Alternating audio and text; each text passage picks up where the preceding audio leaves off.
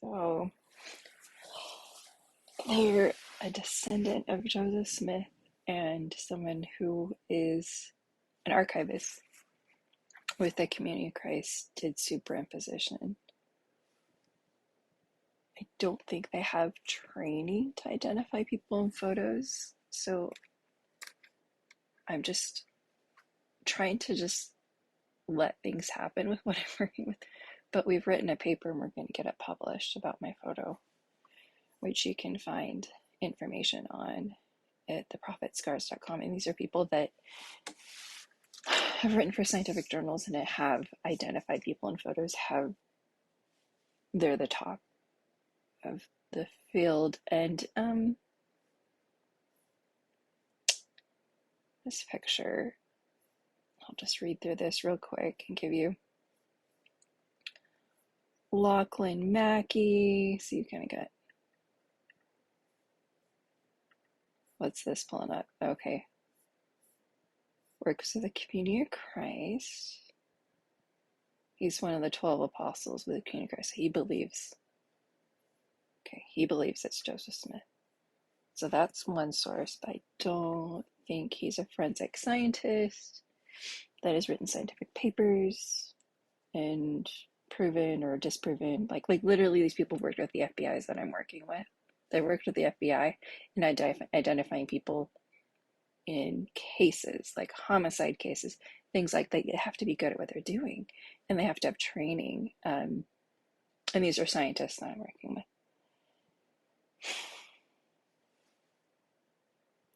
So it looks like a mere opinion. So we've got him that he believes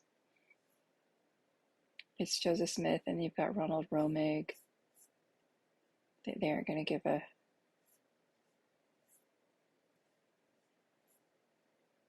And so it looks like they're going to publish their findings at the John Whitmer Historical Society. I have long believed that a daguerreotype of photograph of Joseph Smith, which I agree. And I think this one looks the most like mine compared to other alleged ones. And I don't want to be all negative because I am really hoping to find the original daguerreotype of my picture, because I definitely don't think it's the work of J.S. Bibbins. It's copied from a daguerreotype. You can see a lot more detail. Like you see a lot of detail here. But I think there's so much detail. There's no excuse for this to have not been copied. I think when you find the original mine, it'll be oxidized like MS, like I said in my last video. So, but let's go ahead and look at his face. I didn't really find a whole lot. Oh, I guess I'll scan through this real quick and see. So it looks like Daniel Larson. He inherited these pocket watches. And the second watch featured an image of several buildings along the shore of a lake. He's unable to open the second piece because he said the release was bent.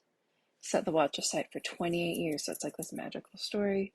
Larson found the object again in 2020, so I guess they've been studying it for 2 years. Inside, he found an image of a man with a likeness to his ancestor. In my opinion, there's absolutely no question it's Joseph. That's a descendant speaking. So does this have, is that they're like, oh, okay, so that you've got, so these is like Nauvoo, okay. And I looked at it, and I saw those eyes, and we said it's Joseph Smith. That's the descendant of Joseph Smith. At first, this is Mackey. This guy. So he gives it to him, and he's like, what do you think? And he's like, it's not Joseph, but he's, Mackey has worked with Ronald Romig, who has 30 years. So Ronald Romig, who's he?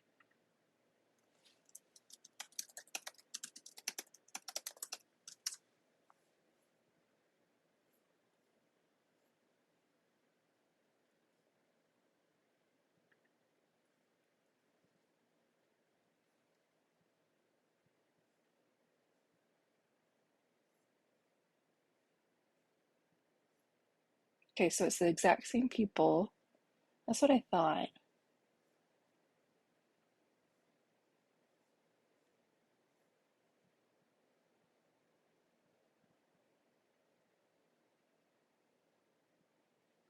So that was 1994. Yeah, I knew that they were behind the scandal daguerreotype, which is totally different looking.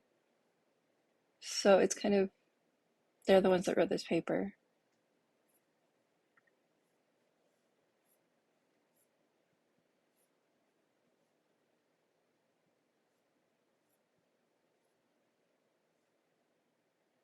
Anyway, okay, now I'm going to go ahead and analyze it really quick, and I just see some glaring things that I'm just... His hair is very curly. I mean, Joe Smith III criticized a painting in 1910 saying, "My father's hair was not curly." So, but this is what I found in Search of Joseph was this new. His eyes were shaded, by long eyelashes, like bushy eyebrows that were not arched, but ran straight across. The whole arrangement of his eyes, lashes, and brows said to have produced an unusual magnetic effect. Can you even see this guy's eyebrows? Like, I don't think anyone would describe his eyebrows as anything because they're so thin and so light. There is no shape to them. They don't go past this point, and all of the artwork does show. I'll just scroll all the way down here where I got a good... Okay, so here's one piece of artwork. Those are not the same person's eyebrows. You see how those eyebrows are very visible and going really far off to the side like that? You can't see. And this guy, like, people think my picture looks too old, you know? Um, it makes my guy look like a baby. Like, he looks like a baby compared to this guy. This guy looks a lot older, like way, way older. And his hair is brushed forward, like Joseph's is. This is just not really, and I think I see sideburns. Joseph never had sideburns, but he has hair brushed forward. It never did this curly, crazy thing. Eyebrows are just, he's sort of got the marionette lines that are very much visible in the death mask, but it doesn't look like the same shape. And the lips look pretty different.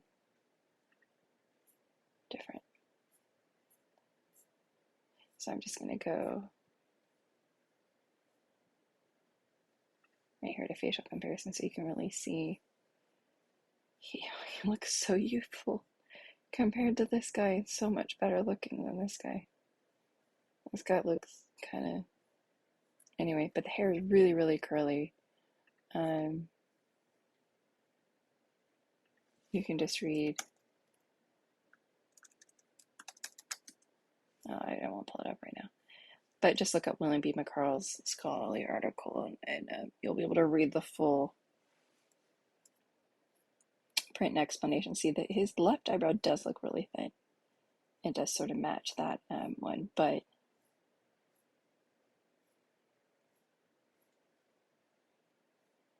you do see his right eyebrow is much thicker, left eyebrow. So the asymmetry and everything that matches in my picture that doesn't in this one, like his face is very symmetrical with the eyebrows, but on the death mask, his left eyebrow's thin, right eyebrow's quite thick, and it's going really far out that way. And look how thick that is right there.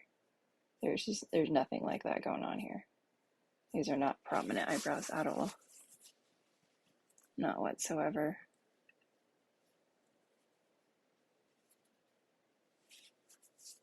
So you pretty much start out with that eye.